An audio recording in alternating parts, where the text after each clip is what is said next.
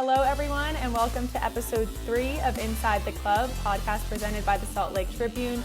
Today, we are joined by a special guest, Sarah Merrifield. She is the rink-side reporter for the Utah Hockey Club and a big part of everyone's nights when they're watching on SCG networks, and has helped everyone kind of get to know the team through her sideline reporting. So, Sarah, thank you so much for joining the podcast this week. Yeah, my pleasure. Thanks for having me. Yeah, so before we get into hockey talk, NHL talk, I was kind of just curious where your love for sports and specifically hockey or the NHL kind of started to get you to where you are today.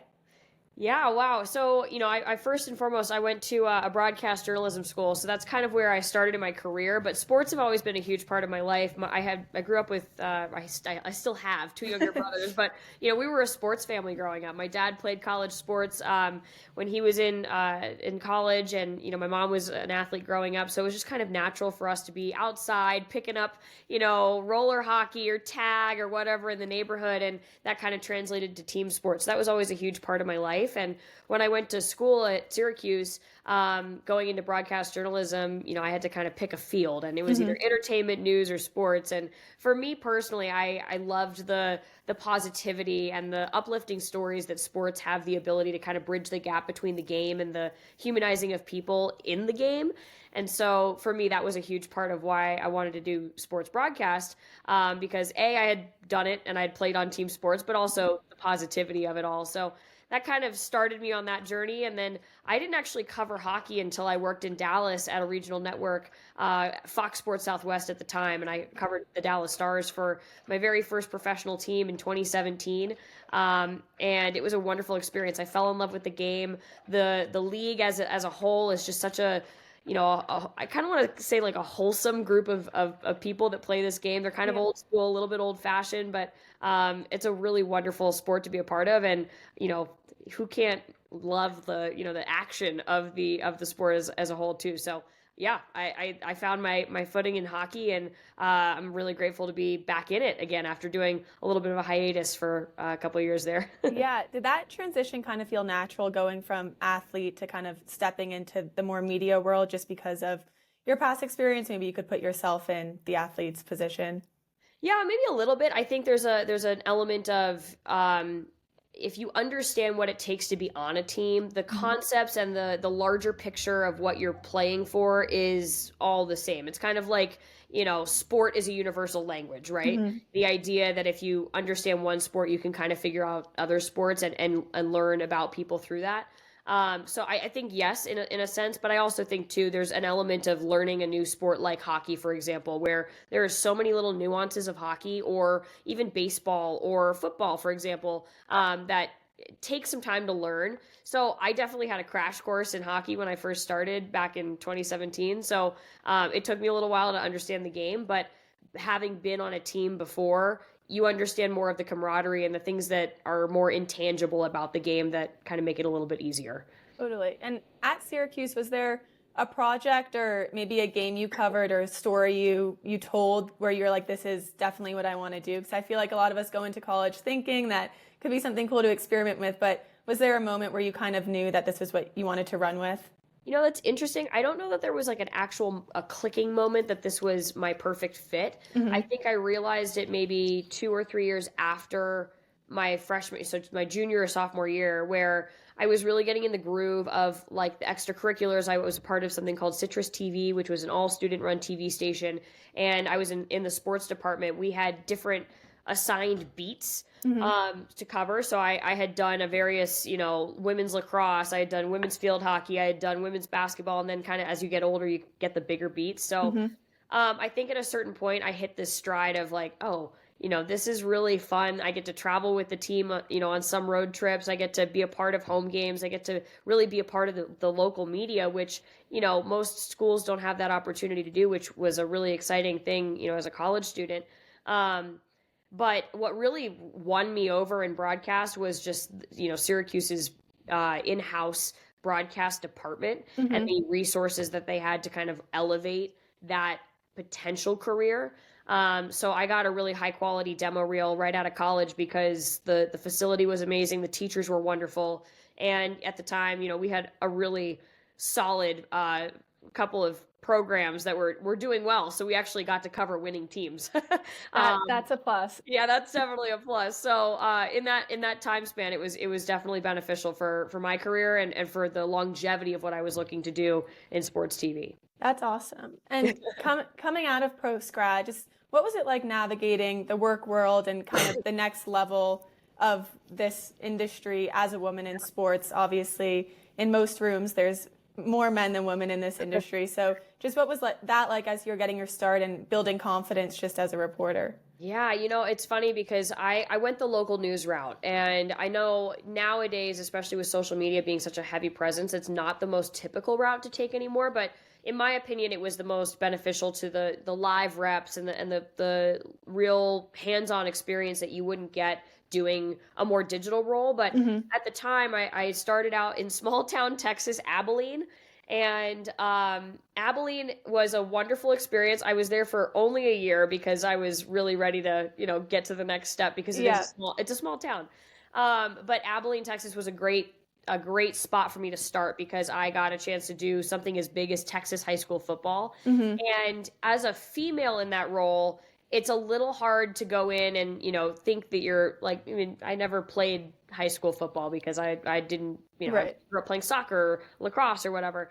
And so it's a little bit different, but because you present yourself in the professional, respectful manner, you represent an organization, in the news or in the media, they take you seriously. So it's not that I ever got side-eyed looks because I was a woman in sports. It was more about really recognizing that I had to show up and be this ultimate professional when I came to the job because I didn't play the sport. So I have to ask intuitive questions. I have to do my research on these small town teams and come prepared. And I think when people see that you come prepared to those jobs or come prepared to those interviews or whatever it might be, they respect you for it because it doesn't matter if you played or not. You are there and you know what you're talking about. And that speaks more volumes than, your gender. So for me, Abilene was a wonderful experience because I got hands-on with, editing, shooting, reporting, anchoring, all the things all in a very short amount of time.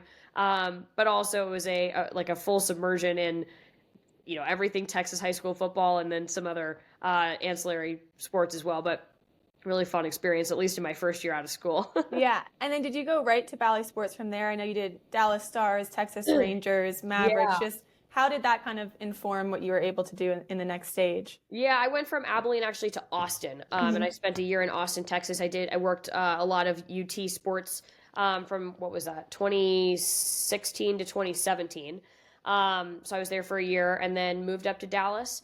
So I kind of graduated from small town to college town to big city and all in 3 years. But my transition to Dallas was definitely a much bigger scale. Obviously, you're working with 4 different pro teams within the city versus covering, UT athletics, which is obviously a very big program and everyone in Austin cares about University of Texas athletics. But I went from local news to regional network and the responsibilities changed. I was no longer shooting, editing, and being my own producer.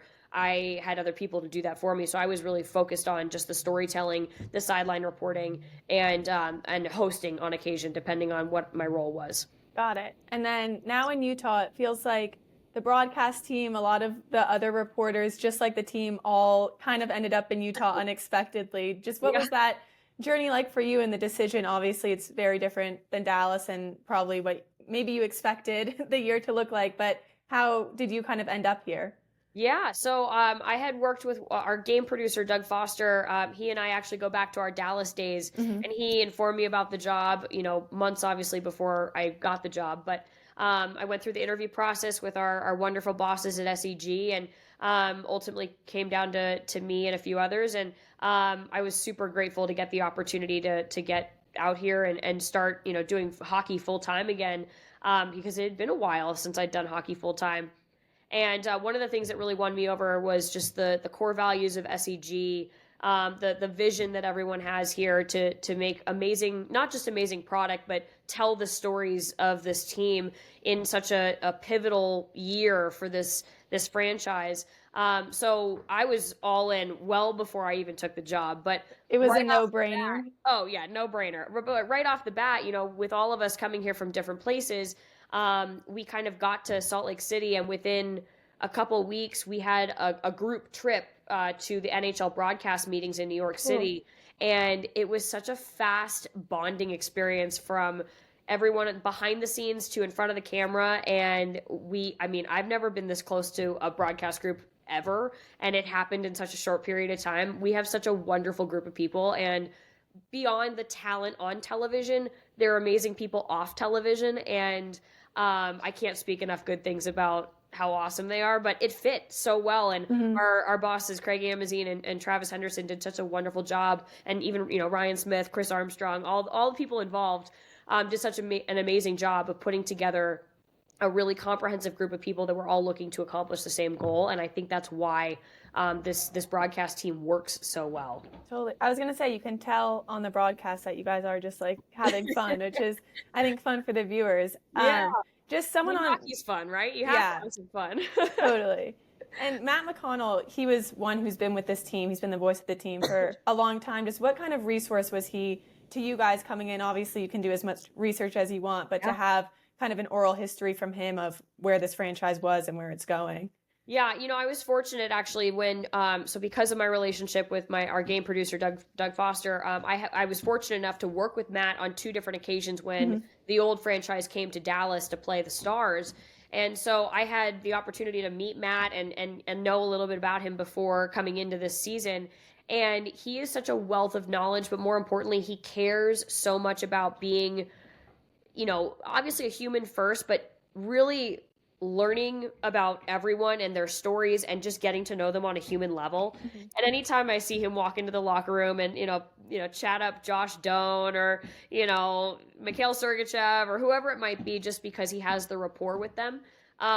It's really inspiring, obviously, but also he just cares so much as a human to do the job well and to do it right. And I think that's one of the things that I admire most about him. But he obviously has so much perspective on where these guys have been, how things have come to this point on their individual levels. And it was really fun having him introduce us to some of these guys. Head coach Andre Tourney, they have a great relationship. So getting to meet him for the first time because of Matt, that was really great. But it's wonderful to have backdated history with Matt, because he has he can kind of give us a little bit more of an insight, like, oh yeah, this was a really a tough point or a tough year for this player because of this injury or whatever, and he's grown so much since then, or just little tidbits like that. But more importantly, when he's doing the broadcast, he just has so much information that he can kind of pull from it at any given moment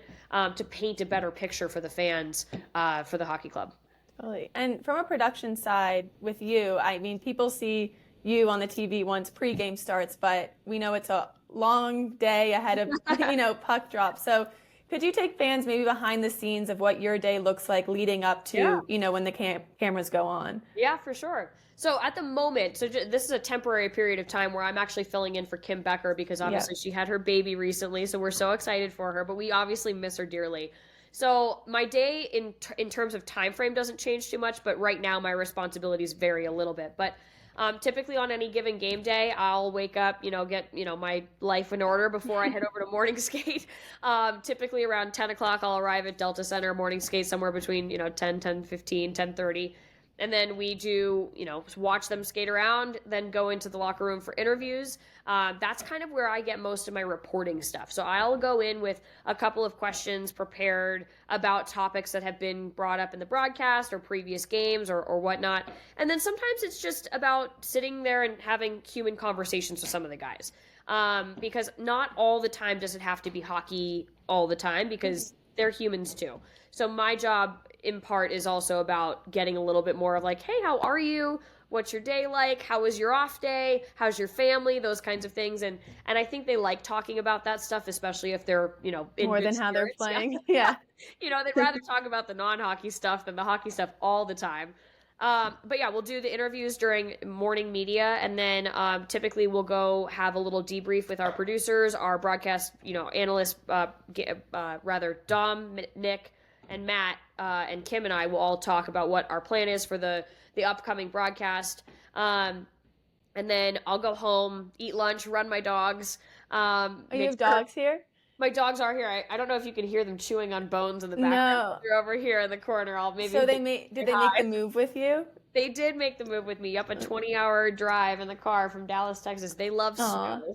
Okay, well that works out. They love snow. So yeah, we have a good time. So I'll run them. I'll make sure that they're extra tired before I go back to the arena. Probably around 4-ish. Mm-hmm. I try to get there somewhere between 4:30 and 5, depending on the time of the game. So at least 2 hours before the game, and then we'll do a radio pregame radio hit with Adrian Denny. For our Hockey Night in Utah pregame show on radio. And then we kind of do another quick run through with our producer for the pregame show. And then we're off and running. So the game starts and we're always 30 minutes before, like the pregame show is always 30 minutes before puck drop. Mm-hmm. And then we have a postgame show that runs anywhere from 15 to 30 minutes after the end of the game. But the game part of it, now that I'm doing the hosting and reporting, there's a lot of running up and down from the studio level to the ground level, but all of it at the end of the day is the same topic, so it's not that much of a transition in terms of what I'm talking about. Right. And you mentioned the broadcast meeting that you guys have all together. Just what kind of nuggets are you guys looking for? I know they throw it to you sometimes in the middle of the game to mention something like you said that is more human, to introduce these guys as people rather than players to a new fan base. So when you go in those interviews, just what are the kind of storylines that you're trying to bring out? Yeah, I think, well, first and foremost, some of the storylines definitely have to do with analytics. So some of the stuff that I have, on my plate is painting a picture based on a sponsored element. Like we do our Dollar Loan Center player profile, which is a singular call out or spotlight of one player. And typically, if I know that I'm doing a player for that game, I will go make sure to talk to them about something. Yeah. Whether that be, their roommate or how they're doing and, how they're feeling on, like Kesselring, for example. We talked to Michael Kesselring the other day, and he just got moved up to the first unit on the power play because of Mikhail Sergachev's absence. Yep. And just talking to him about, what that feels like, how it's like playing with, Clayton Keller and Logan Cooley and watching their chemistry on the power play. So I'll know ahead of time going in that I have to talk to Michael Kesselring because I'm doing a profile on him later in the game. Mm-hmm. But then I'll kind of slide down the line of guys in their stalls and, hit Josh Doan at the end, or, I'll go talk to Barrett Hayton, or I'll go find Nick Bukestad, depending on just who I haven't talked to lately. I try to spread it out just because I don't want to talk to the same guy every day.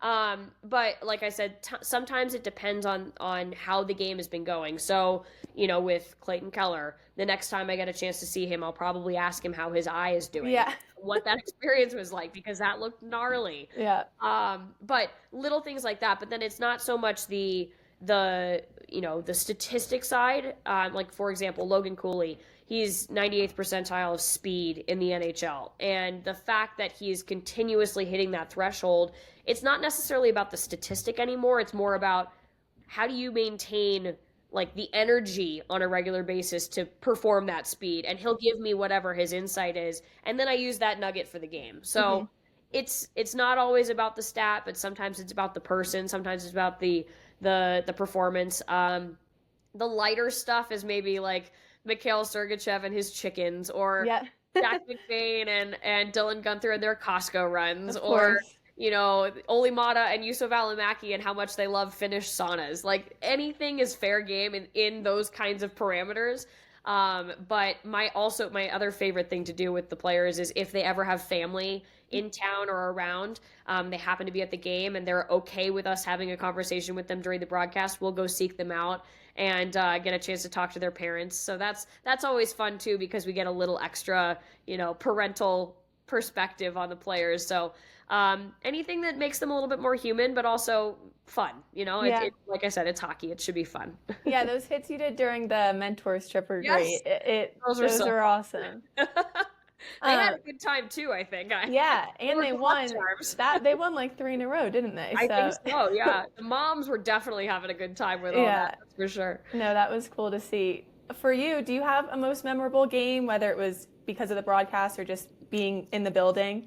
Oh, that's a good question. I mean, I think it's hard to not say the opening night game was a wonderful experience. No, but we didn't even have that game as a broadcast. That was an ESPN game, so it was a national game. We were obviously there, but all of the lead up to it was wonderful, and being a part of that game was awesome.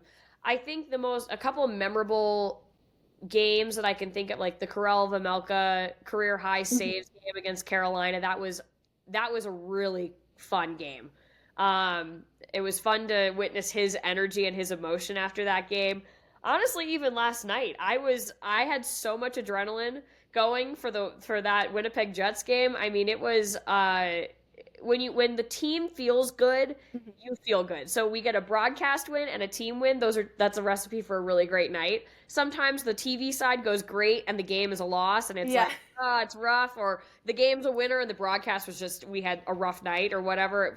It just happens that way. But last night we had a great combo of a great TV broadcast and a really great win, and we had a lot of fun with that one. So I think games like that are probably my favorite. Just for context for people listening, we're talking about the Winnipeg 5-2 win on home ice, because this might come out a bit after they play the second game in Winnipeg. I shouldn't have dated it, my bad. No. Just because they play Winnipeg again, if that one goes south, I just want people to know. Yeah, duh. We're talking about the one on, what was that, Monday? Yeah. Gosh, I don't even know what day of the week it is. I know. I'm like, if it's not game day, it doesn't matter. Starts with the Y, ends with the Y, somewhere in there. Away from Delta Center, is there a favorite city or arena you've been to this season? Ooh, that's a good question. So personally, I love going on the East Coast trips. So I have family in New York. So both my brothers are in New York City, so I love going to that first New York trip was wonderful. I know you're a New York girl too, but New York was wonderful. It's great to have 5 days in the same place. That doesn't ever happen. So that was a really fun trip. Got to see family, friends. Obviously a bunch of Syracuse friends from college still out there in the city. And then the other trip I love is Boston. Again, more friends in Boston, but for whatever reason, Boston as a town is just really, I love the historical context of it. The garden's really cool. Those are probably my two favorite cities. The other one that I really love is Vancouver. We haven't been yet, but I love Vancouver. It's a beautiful, beautiful city. And there's just, I don't know, I don't know what about it, like the coastal, it looks like it's made of glass, and it's just like this emerald city of blue in my head. That's how I picture Vancouver. I'm excited. That one's circled on my calendar. Oh yeah, I'd go New York and Boston too. We have similar taste in East Coast cities. There we go. I haven't been to Florida yet though, so that's kind of I'm hoping I get sent on. There you go. Florida in March to leave Utah would be good. Yeah, back to back though, so I guess it would be in and out. But I'll take sunshine whenever. Sunshine in March, I'm okay with it, especially after 20 degrees today. I'm okay with it. Just to end it, I wanted to quickly turn over just to how the team's playing. Yeah. Obviously, like you've described, you have a pretty up-close look to what they're doing on and off the ice. So we're a little over halfway through the season, but how would you just assess what Utah has been able to accomplish, and maybe what rooms where they have to grow with, 40 games to go? Yeah, I think this group, I obviously it's the inaugural season, so I can't say franchise, but this group has come such a long way, even in the last 3 to 5 years. I mean, we've heard Bill Armstrong mention that this rebuild is only 4 years in, and truthfully, I think it's made more of an impact and progress in this year than maybe the first 3 of this rebuild, just because there is so much, obviously, external commitment to the team and support and confidence that kind of comes with that. But the group inside really, really, really, really, really cares about doing a good job, playing for each other, and they want to win. There's no lack of care in the room. And I think some of that is really just truly, you can't rush experience. That requires time. And some of these guys, 22, 23-year-old, 24-year-olds even, they're still so young. There's a lot of room left, and their ceilings are so high. So we talk about Logan Cooley on the broadcast a ton. We talk about Clayton Keller on the broadcast a ton. Dylan Gunther, Barrett Hayton, all these young guys that are just maybe a year or two away from hitting their absolute peak. I mean, Clayton's having one of the best seasons of his entire career right now, and he's only going to get better. So I think the maturity process is really taking its full effect right now. And we're seeing that because of all of the extra things that are going into the team to push them forward. You know, we talked about it yesterday. Highs and lows of the NHL are going to happen. That is a natural and normal process of playing such a long season. So the dog days are in January. This is kind of where you hit the lull right before the break, and I think we're going to see kind of one of these again. But December was a great example of when this team is feeling good, they dominate. Yeah. And I think with that being said, this year has been such a really like a good look at all ranges of how this team can produce and how they can perform. But you know, also they're young, they're still learning, and it's a process. But it's really fun to see the excitement and the celebration and the wins and the victories come with that. And I think the addition of all those older guys with some experience like Ian Cole and Mikhail Sergachev, only add to that. And I think there's just so much runway for this team in the next couple of years that we're going to see some really exciting things come next season and in the season after that. Yeah. Speaking about the youth, this team is still just 4 points outside of the playoff picture, even after losing 4 on home ice during the homestand, which is, it's fortunate. But what do you think for maturity-wise for the team playing impactful games basically for the rest of the year, if the picture stays like this, does for that development through the years? Just that, like, the last 10 games of the season aren't throwaway. It's actually a 20-year-old like Logan Cooley playing in playoff-like situations in the NHL. Yeah, I mean, I think it's a great test. It's a gut check test. I mean, and it's funny when you think of a guy like Logan Cooley, for example. There is a lot of early on in the season, I think you could probably say that the emotions were very present, or he was feeling those a lot more significantly during a game than he probably is now, because he's been able to figure out how to manage those better. Yeah. But it takes time, right? We're 4 months, 5, whatever we are into the season, and it didn't happen overnight. But come the end of this season, it's going to be a much steeper test, because you can't put those emotions at the forefront when you are frustrated, when you're not winning, or things aren't going your way. Yeah. But look, at the end of the day, this is a really, really tough division to play in. And if they can continue to have games like they did against the Winnipeg Jets last night at Delta Center and win 5-2, against the number 2 rated team in the league, if they can do that and replicate that consistently, there's no stopping. There's absolutely no stopping. But they have to find the consistency, and head coach Andre Tourigny talks about that all the time. Finding the consistency to do that on a regular basis is the recipe. But I'm also going to say that head coach Andre Tourigny is right. Like, they have been playing very well. They have been in these games, 1 goal game separation for the better part of 2-3 weeks, even though the results aren't coming. So the tough stretch is now. And if they can fight that adversity, if they can find the ways to win against those really tough opponents, and even find the ways to win against the opponents that they should be beating, the rest of the season could surprise us. But it's all going to be about how they handle the adversity of their emotions and the mental side of the game. So hopefully they can really dig in, and the workload strategy of it all too. There's so many different components, but digging in right now is really important, especially as they get to the break and then coming out of the Four Nations break, how they restart the second part of that latter half of the season. I agree, and hopefully get some healthy bodies back too. They beat St. Louis and Winnipeg without Mikhail Sergachev and Dylan Guenther. Bertuzzo skating, but you think about, and Sean Dursey too is hopefully coming up. So what that could do for a push. I mean, coach always says there's no such thing as a full lineup, but they've had one of the more fractured lineups in the league. So it'd be cool to see what they could look like when they have all their expected players. Oh, absolutely. Yeah. I always like to end with what's your favorite part of your job, because I think for a lot of us, it doesn't feel like a job, and it's kind of just a nice reminder to reflect on it. So yeah, for you this year, I know you're working around the clock and it's probably a lot sometimes, but what's been the best part of the journey? Yeah, I remind myself on a regular basis not to take my job for granted, because my version of work is sitting in an arena watching guys skate around and play hockey. Like, I can't complain about my job. There's nothing bad about my job. My favorite part of my job, aside from the travel, because I have so many friends around the country that I love to go visit when I am in those cities. My favorite part of the job is absolutely the people. I love the storytelling. I love learning about people. I love the energy you get when people want to share their story. So as a reporter, that's great because I get to do that for a living. But it's always more fun to spend time around people that want to have that positive mindset all the time. And I think that this group is one of those examples where I don't have a bad day with this group of people, whether that be the broadcast, the team, the operations, whoever. Every day is different, and every day is a breath of fresh air. So I love all of it.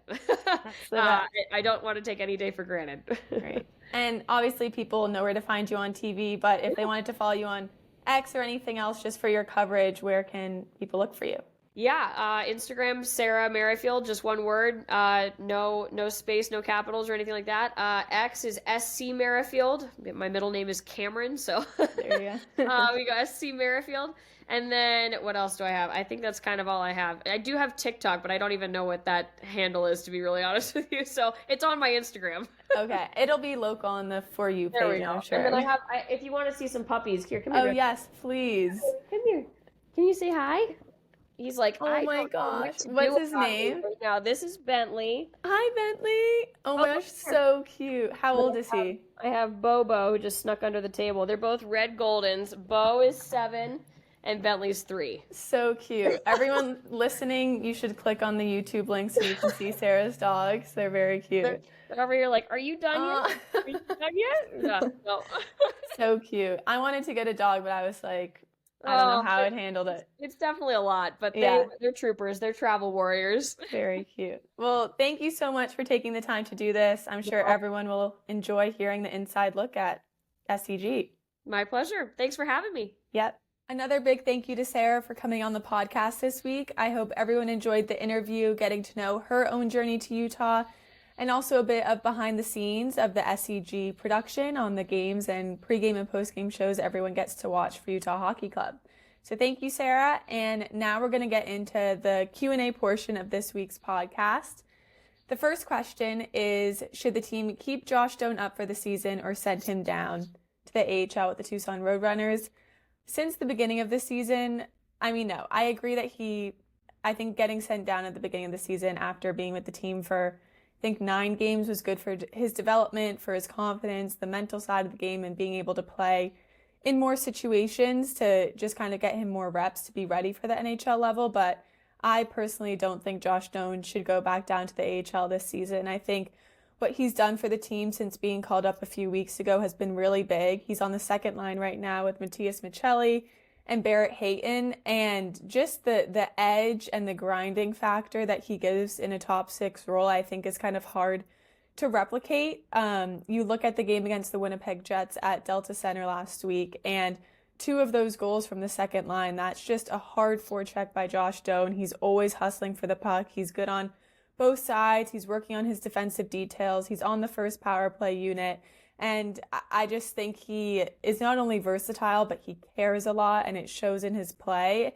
And it's really unfortunate that Gunther had to go down for Doan to get the opportunity. But if I'm making the shots, which I'm not, when Gunther comes back, I keep Doan up. I keep him in the lineup, and if not, I keep him around to go in rotationally. But I do not think Josh Doan should come out of the lineup. I think he adds another layer, another depth to that offensive group, and he's proven that he listened to what Bill Armstrong said, he listened to what coach said when he went down to the AHL, and he's worked on it. So I think if Utah's going to make a legitimate push and have consistent goal scoring, he's a big part of that. So I would like to see him stay in the NHL.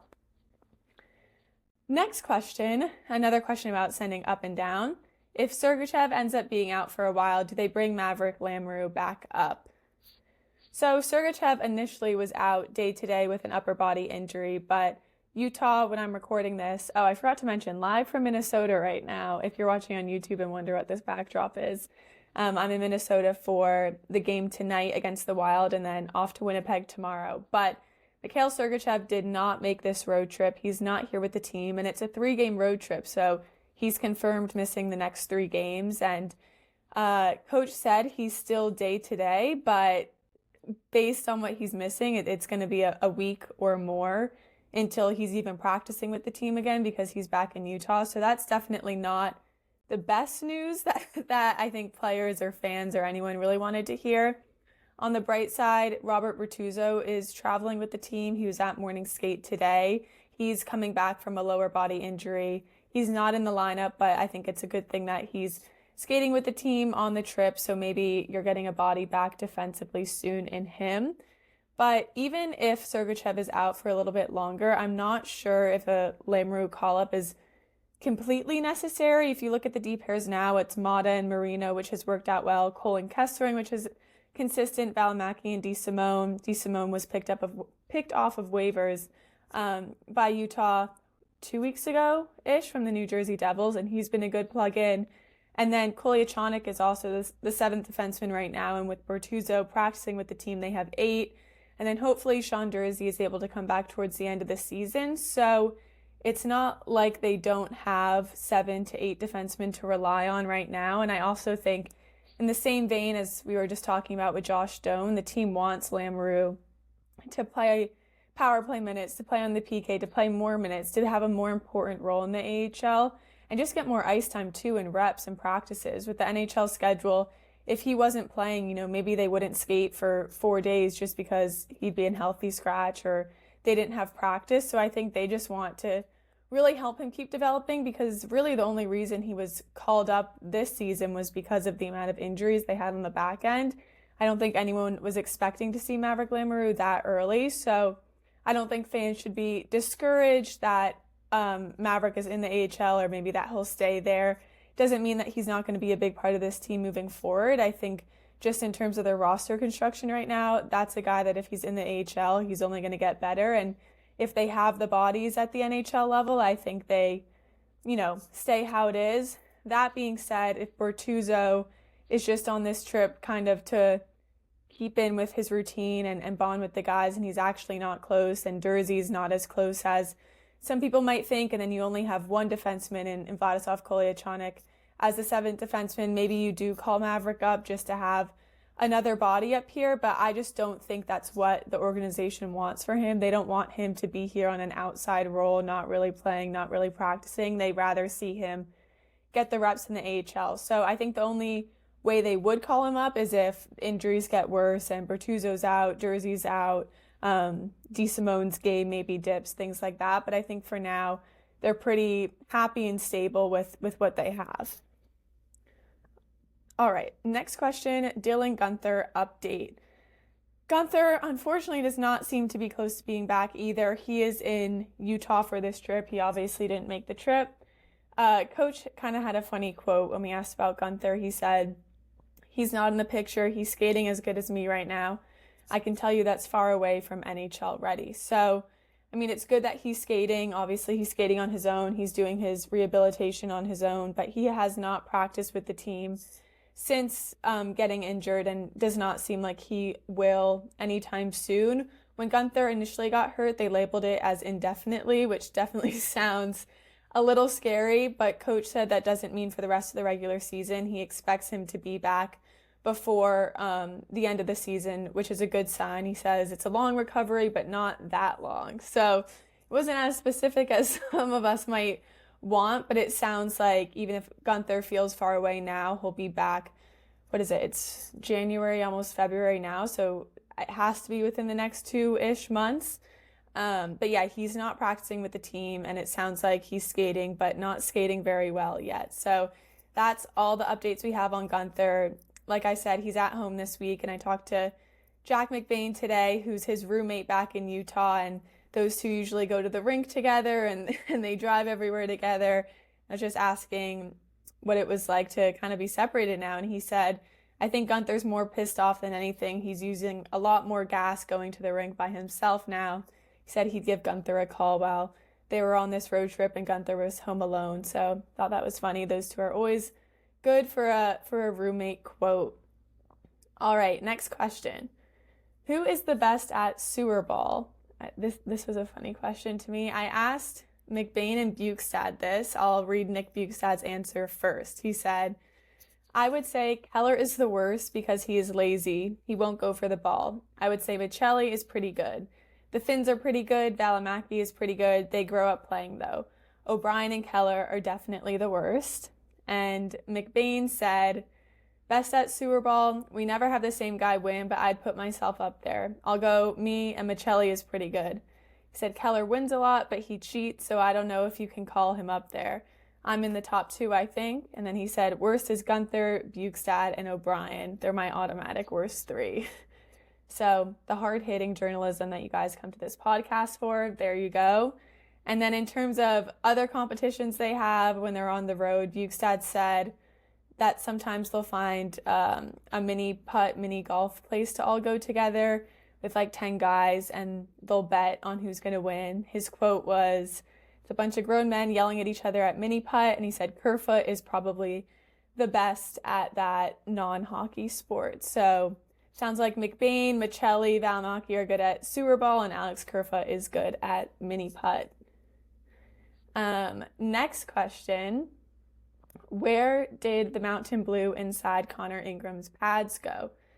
So I talked to him today, and actually the Bauer rep who Ingram wears the Bauer pads was there showing Ingram some new products. So it was funny that this kind of aligned, but he said he switched over to all white pads, which I'm sure some of you have noticed, and he said it didn't match. The blue didn't match. The color we got sent wasn't the match to our jersey because they're different companies. I think it came from a little higher up. I didn't love it either. I like the white. So, yep, he said it. The reason why the blue is no longer on his pads is because it was a different shade than the actual Mountain Blue that Utah calls it. Fanatics makes all of the NHL jerseys, and obviously Bauer makes his pads, so I guess the color match wasn't there. I also asked Ingram what, his philosophy is with making his goalie mask and his pads, and he says he likes to keep it pretty simple. He likes the white helmet and the white pads because he doesn't like a lot of attention on him. He said he went a little bit more out there with the designs once he's in Arizona, but since then he kind of is keeping it clean, keeping it simple, and that's that. Next question is, does Bill Armstrong work with Andre when deciding to call someone up from the minors? Does one have more influence in that decision? Yes, Bill definitely works with Coach when calling people up in all roster decisions. I would say he has more say than Coach just because he's the general manager.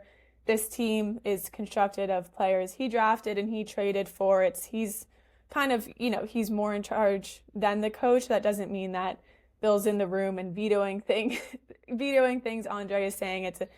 From my perspective, it's a fluid relationship, and they both respect one another and respect the opinions of what Andre thinks they should do in the lineup, what Bill thinks. But at the end of the day, these are prospects and players that Bill is developing for his team, and Andre's there to help them along the way. But in terms of people getting sent up from the AHL to the NHL, getting claimed off waivers, getting traded, that's definitely a lot to do with Bill's decision and kind of what positions and minutes and roles he wants these guys playing in. So yeah, I from my viewpoint, I don't think it's ever just Torini making the calls on who's playing or who's going to Tucson or anything like that. I think Bill's pretty heavily involved. But at the end of the day, it is teamwork, and I think that's why players in this system have been able to develop the way they have. When you look at Cooley and Gunther and Maverick and all of the younger players kind of coming into their own, is because Bill and Andre are on the same page and kind of are all going towards the same goal. So I think it's a joint team effort, but just in the rank of things, Bill, as a general manager, has the final say on most roster construction topics. All right. Lastly, we are wrapping up Q&A with the final question. What is the mid-long plan with signing Vejmelka? This is really interesting, and I think it's something a lot of people have been thinking about, especially with Ingram coming back and playing as well as he has in the last few games. So Vejmelka signed a 3-year contract extension in March 2022, but he will be an unrestricted free agent this summer, meaning he has the right to sign with any other team and Utah doesn't have the opportunity to match the offer if they wanted to because he's unrestricted. If he was restricted, that would be a different story. But Ingram has the 2025-26 season left on his contract, so he has one more year with Utah before they can decide to extend him or he can sign with another team. And then part of the question was Michael Hrabal. He is one of the goaltender prospects that Utah picked in the second round of the 2023 NHL draft when they were at the Coyotes.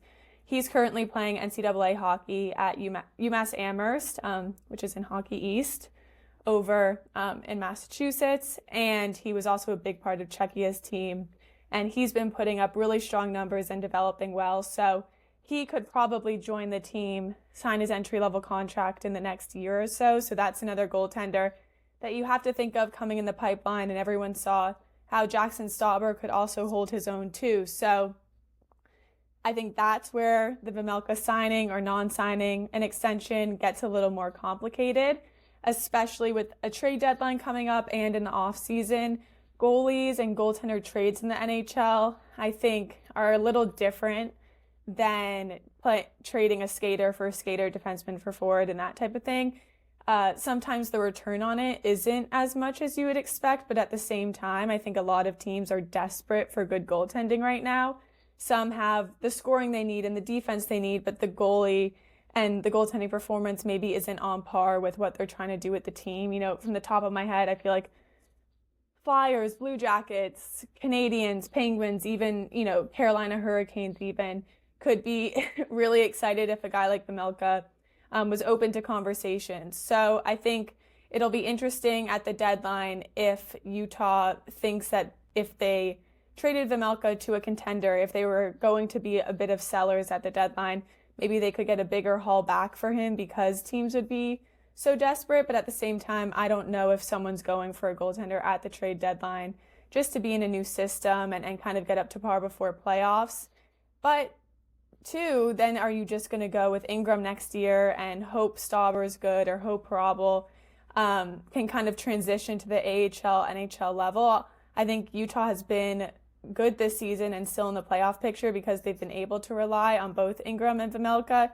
You see now they're doing somewhat of a rotation. Ingram started the last two, Vejmelka's starting against the Wild, and then they have the back-to-back, so I assume Ingram could start tomorrow. And I think being able to have that load management, two healthy goaltenders, veteran goaltenders who have starting capabilities is one of Utah's strengths right now. So maybe they do sign Vejmelka and want to keep those two guys. But I also think Vejmelka has proven that he can kind of ask for a number or ask for a term now. He's shown that he can step up for this team and be a starting NHL goaltender, which probably has a lot of teams around the NHL kind of opening their eyes to him a little bit as well. So in Utah's eyes, maybe they want to sign him to a short 2-year deal, but Vejmelka kind of has his own stock right now where he could say, I want 4 years, and maybe Utah's not willing to do that. So I don't know the actual plan with Vejmelka, but I think those are all things to consider if you're going to just let him walk. If you're not going to sign him this summer and then let him walk without getting anything in return because he'll be an unrestricted free agent and can sign with a team instead of getting traded, or if they try to deal him during the season so they can get a return, or if they just want to keep him in the system and roll with Ingram and Vejmelka and maybe wait out Ingram's contract next year and then make Vejmelka the starter. You know, I think there's a lot of options there, and it's probably a good problem for Utah to have. Never too many good goaltenders, never too many good players. So, we'll see what they do, and I think it'll have a lot to do with where this team is in the standings come the trade deadline and come the end of the season. So that concludes the Q&A portion of this week's episode of Inside the Club. Thank you everyone for listening. We will be back next Monday with another episode and a recap of this road trip and a preview into the games leading up to the Four Nations face-off break. So thank you again for listening, and I hope you have a great rest of your week.